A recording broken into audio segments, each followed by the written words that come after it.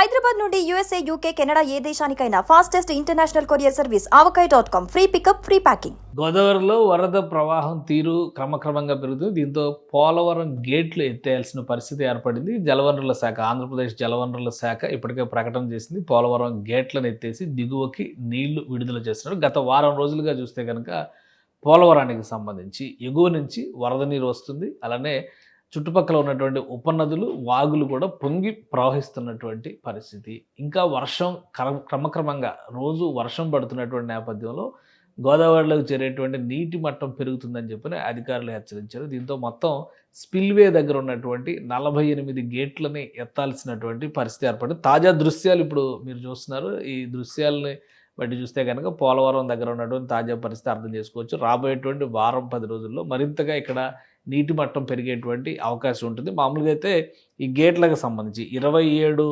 మీటర్ల వరకు స్పిల్వే ఎగువన 27 మీటర్ల వరకు ఉన్నటువంటి వాటర్ని రిలీజ్ చేస్తున్నారు. 1,33,000 క్యూసిక్లకి ఇప్పటికే వరద నీరు చేరినట్టుగా జలవనరుల శాఖ అంచనా వేసింది.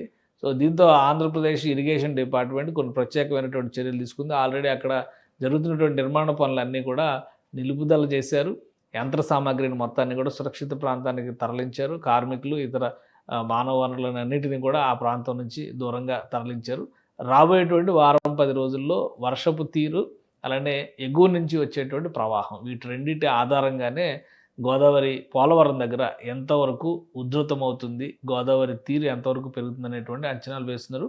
సో ఈ పరిస్థితులను పరిశీలించిన తర్వాత పనులు మళ్ళీ ప్రారంభించేటువంటి అవకాశం ఉంటుంది. ప్రస్తుతం అయితే ఉపనదులు ప్రవహిస్తున్నాయి, కొండవాగులు కూడా ప్రవహిస్తున్నాయి. వీటన్నిటి వలన గోదావరిలో నీటి మట్టం క్రమక్రమంగా పెరుగుతుంది.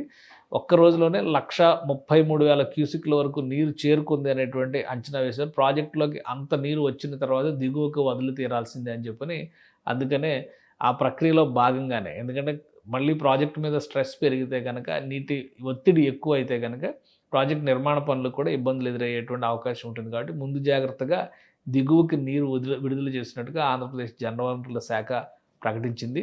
ఎప్పటికప్పుడు తాజా పరిస్థితిని గమనించడంతో పాటు ముంపు గ్రామాల దగ్గర ఏర్పడుతున్నటువంటి పరిస్థితుల కోసం ప్రత్యేక బృందాలు నియమించినట్టు కూడా ఆంధ్రప్రదేశ్ ప్రభుత్వం ప్రకటించింది.